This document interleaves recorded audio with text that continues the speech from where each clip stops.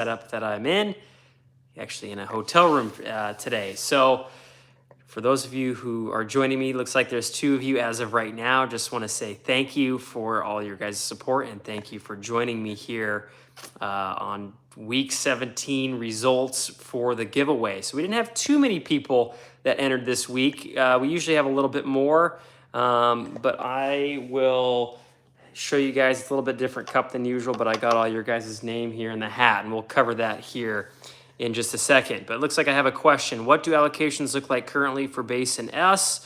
There's a decent amount, not necessarily available, that we used to have. I would say, at any given time, maybe we have 2 or 3 S's maybe in our handling board, maybe a couple more base.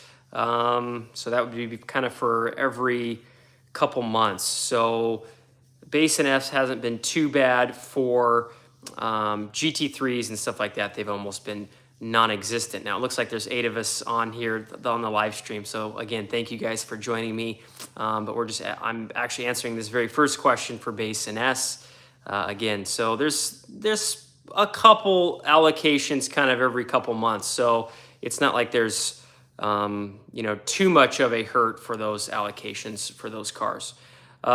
Hey, Cam, how are you?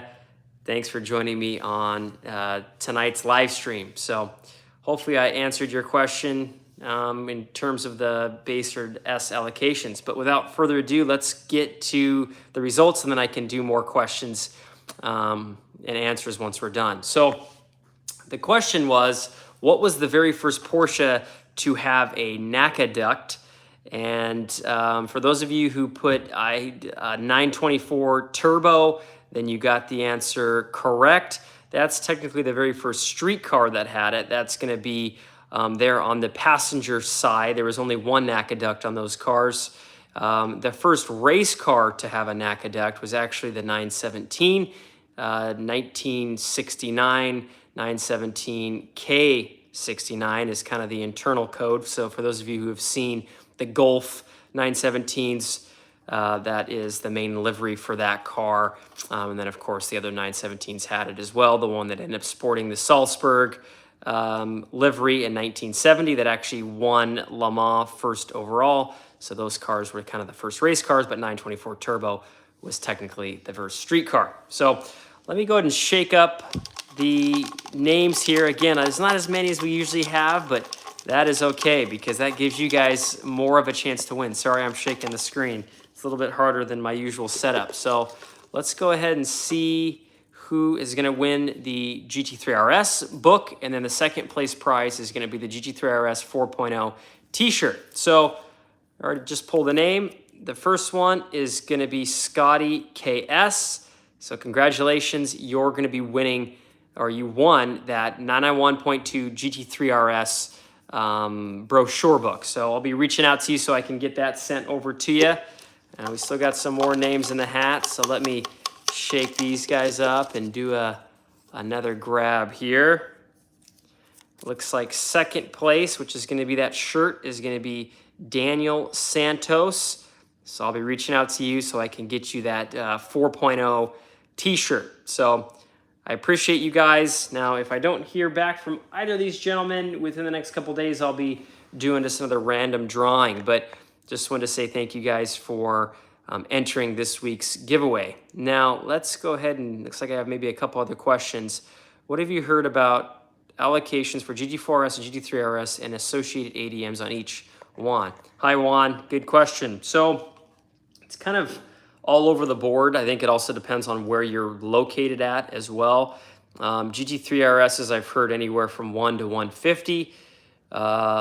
In terms of an ADM, I've been seeing some third-party sources selling those cars with kind of delivery miles for 600 grand. So I think that's pretty insane. I think there was a car recently that was on the East Coast that went for they're asking $599. There's also a local place here to myself in Orange County that had a car that I think they're trying to get $549 or 600 grand.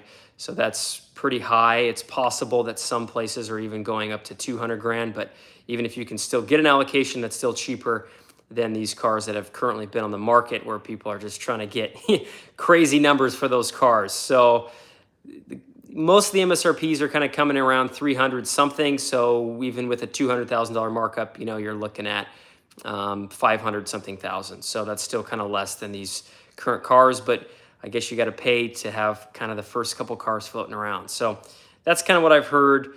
GT4 RSs, I've kind of heard in the ballpark 50 to 75,000, just kind of depends. So those cars are kind of coming in, you know, high twos after those ADMs. But again, it's all kind of depends on market and how many cars each dealership gets. And have you bought previous cars before? So there's just a lot of kind of logistics with ADM prices. So usually don't talk about it too much, but of course, when I answer your question, SBD Racer, thank you. And good, I'm glad I helped you answer the question, and thanks for all the support.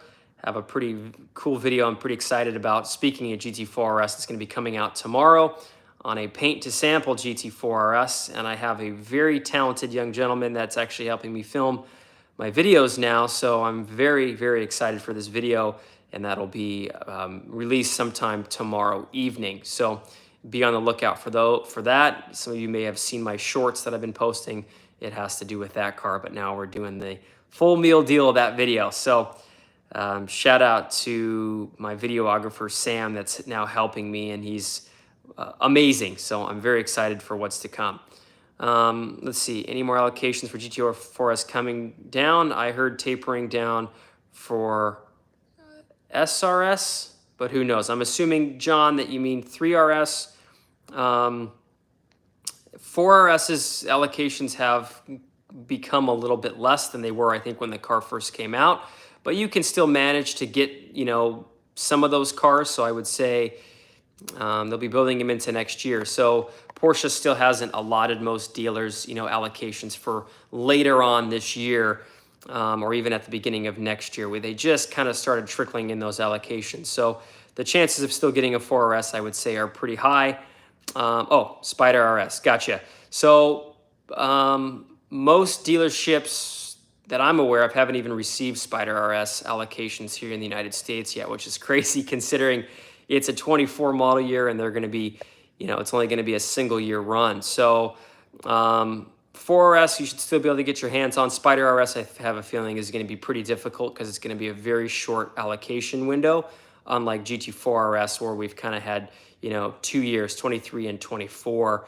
But yeah, there's still chances to get those cars, as you know, those dealers, most dealers don't even have Spyder RS. So I like the acronym. You just taught me something, SRS. I like it. So SPD Racer, thank you.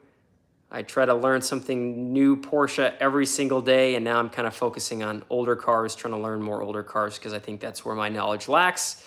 So there's always more information out there. For example, I got this pretty cool Riviera Blue 993 Carrera RS Club Sport that I've recently had an obsession with and I'm trying to learn more about, 356 Pre-A's. So I know that's maybe not as fun because it's not the newest car, but I think that's where I lack. I need to learn more about the older air-cooled cars, I would say pre-996. So does the dealership still have shortage issues? Are the deliveries delayed or back on track? Good question, KM. I would say that they're, for the most part, back on track. Some of the cars as of recent have delivery dates where they say that they're going to be here sooner than they are, and they've ended up being a little bit later. But I would say most dealerships now have a pretty healthy stream of cars coming in, and there's quite a few cars now that are on you know, showroom floors. I would still say sports cars are still tough, especially 718s, kind of any 718 product, whether it's Spyder RS, S, GTS, those are still very hard cars to get. 911 product is a little bit easier, but kind of as you work your way up on all those trims, they become harder and harder. So Carrera S, GTS isn't terrible, but when we start to get into, you know, Targa 4S or Targa GTS, Targa 4 GTS, those become pretty hard. So, but if you're ordering a Macan, Taycan, Cayenne, for the most part, those are pretty easy to get unless we're talking Cayenne hybrid, as those cars have been delayed until next year. So hopefully that kind of answers your question, but shortage issues have pretty much come back to normal. So hopefully I answered all your guys' questions. John, you're welcome. Are you thinking about maybe getting a Spyder S, John? I'm just curious. Seems like it's going to be quite the car from all the videos I've seen, especially with the sound. What do you think about the Mustang GT competition with the 911 GT3? Pretty cool car. I think that's a pretty solid lineup, if you ask me. Are you trying to compare them, or do you have both of them, or I'm just curious. But yeah, this Mustang GT-D is looks pretty insane. So pretty excited to see that. And if you guys have any other questions, go ahead and throw them out there, see if I can answer them for you.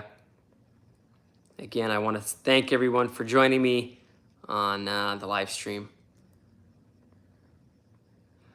And actually, I'm not going to be doing these giveaways, you know, for too much longer. I'm probably going to be slowly stopping these weekly giveaways here. I told myself I'm going to go to week 20, and then I'm probably going to tone them back just for a while. So that's probably have a couple more weeks left of these giveaways for the time being. I'll be doing random, you know, giveaways here and there, but just going to tone it back and try to focus on doing more videos and things like that. So, yeah, so only a couple more weeks of these giveaways, which I'm sad about, but we'll bring, you know, some random giveaways back, just random, like, you know, like in the middle of the week or something like that. So, I don't have enough money for both. John, have you driven a GT3? I don't know. I haven't driven, you know, that level of Mustang. The highest level I've ever driven is a GT350. So I guess I'd have to drive the Mustang at some point to really check it out. I'm a Porsche guy at heart, so I would say GT3, and I just love the way the styling is and kind of what the brand's about. But I would have to drive that car to kind of really give you a fair explanation. I can tell you this, the Mustangs are sure, they're to me a decent amount different, just in terms of kind of how they handle, but they certainly give you a different experience than a GT3, that's for sure, and it's still a lot of fun. So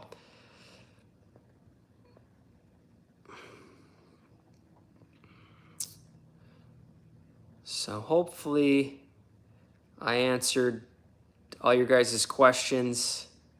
I'll try to do more of these live streams when I can.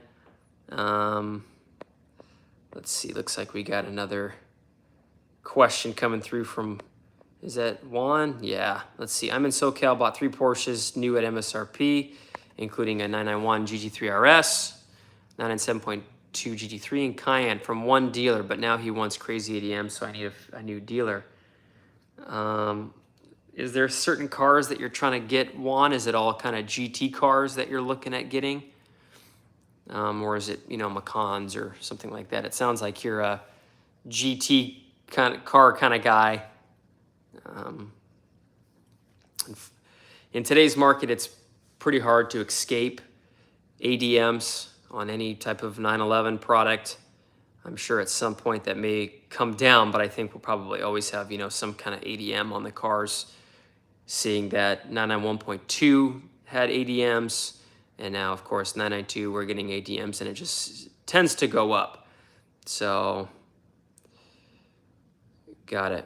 Juan, if you actually want to send me an email, I'll see if I can help you out at all. Any GT car will have, you know, some kind of ADM. It just depends on what exactly it is. So if you want to just send me an email to Pcarwhisperer@gmail.com, I'll see if I can help you out at all for any type of, you know, GT product.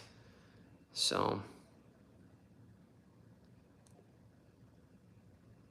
hey John, congrats on the 4RS. Pretty sweet car, but yeah, ADMs are very rough. They're kind of all over the board. It all depends on, you know, cars, and do you have a relationship with the dealer? There's just a lot of factors. But I'm curious, John, what color GT4 RS did you get?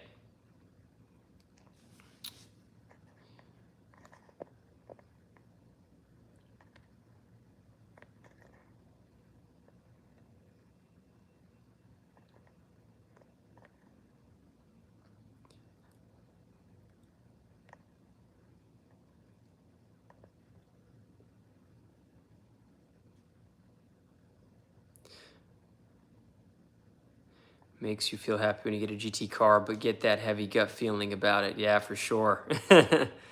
Already gray launch spec. Love it. That's good. I have a feeling any GT4 RS, Spyder RS are going to hold their value pretty well, I think, long term. You know, just because we're indigo mag wheels, yellow PCCPs. Good. I like it. I feel like the mag wheels are key just because, you know, pretty significant weight savings, like 20 pounds just from the wheels themselves, which is pretty sweet. So, and obviously, as you know, the sound of the car is insane. So I drove one and I couldn't hear myself think, I guess, after I, you know, gave it some pull. So I'm sure you're having a lot of fun in your GT4 RS. But kind of go back to what I was saying, I think kind of long term those cars are going to hold their value well because it's going to be the last, you know, naturally aspirated Cayman Boxster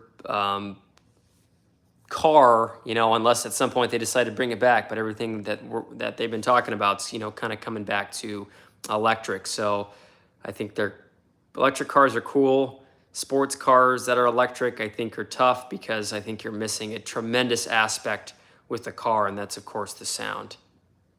The car scares your wife. I'm not surprised. I'm not surprised. It's a pretty scary car, especially if you're only sitting passenger. 992.2 update. Good question. 25 is when it will be coming. So this time next year, we should have the update to the car. They keep saying, you know, for Carrera S models that it may end up being hybrid.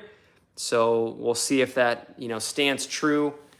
Back in 2019, when the 992.1 was launched, they said that there was enough room in those cars to put electric motors already in that chassis. So I wouldn't be surprised if kind of that's kind of the way we go. But I don't know too much more than that. But yeah, we'll definitely have it for this time next year. So we're kind of at the very end of it.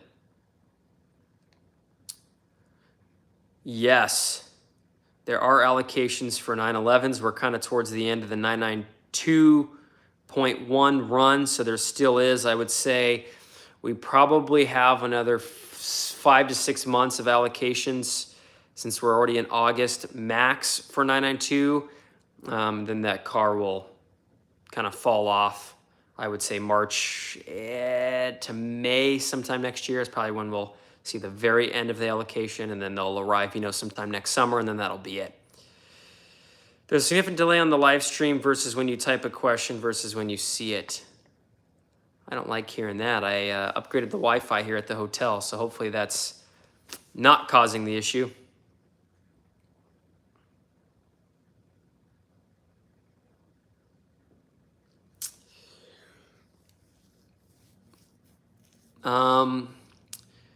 Hypercar coming out. Yeah, they're calling, I mean, there's a bunch of different names for it. 919 Street, Mission X. There's a lot of crazy stuff. I think I'm pretty excited about it just because of the overall performance that the car says it's going to have, and crazy 0 to 60 time. And of course, probably going to set the Nordschleife, you know, lap time record. I'm sure it's going to smash it with everything they're saying. But I'm still slightly apprehensive, I guess you could say, just because of it being all electric and we're not having that, you know, internal combustion sound that its older brother 918, of course, has. So it looks crazy, but I'm just slightly bummed if it's going to end up being all electric, just because what I believe is, you know, sports cars should still have some kind of internal combustion aspect. So just because I feel like that, you know, has so much to do with the experience of a sports car is, you know, partially the sound. The Taycan's one thing. It's a daily driver. You know, it's very fast. You can zip in and out of traffic. You feel almost invincible when you drive it. But I still feel like we're missing the shifting aspect. We're missing and the sound. I feel like that's key, especially for a car of that level. Yes, I would believe that the price tag is going to be $1 million, probably more. That the 918 started at $887, so that was, I mean, geez, 8-9 years ago now. So I'm expecting maybe a little over $1 million price tag for 919 Street or Mission X, whatever they decide they want to call it, but. that's kind of my take. I'm sure after I drive it, I'm gonna be losing my mind, but the sound and the shifting is tough because I just love how quickly PDK shifts. And then of course, if you have a manual transmission car, just the overall experience that you get from having a manual car, just the overall connection between you and the car is unlike anything else, even though it's not as fast as PDK or an electric car, but just the feeling and all the endorphins that are going through your brain when you're driving it, that's what really, I think, kind of helps make the car.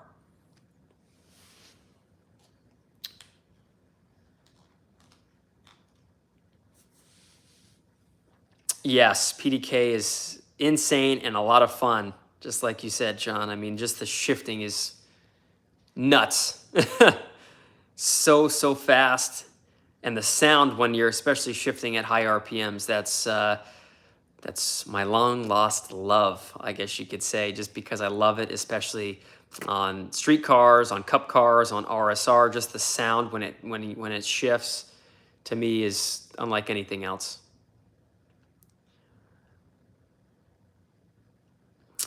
So if I don't have any other questions, I'm probably gonna cut this live stream off here.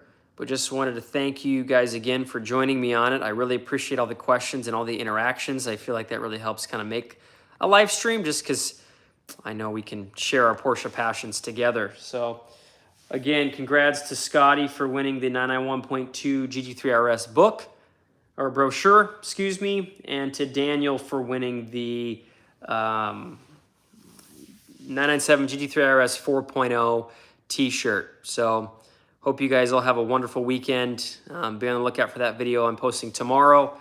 And as always, we'll see you guys in the next video. So thanks again.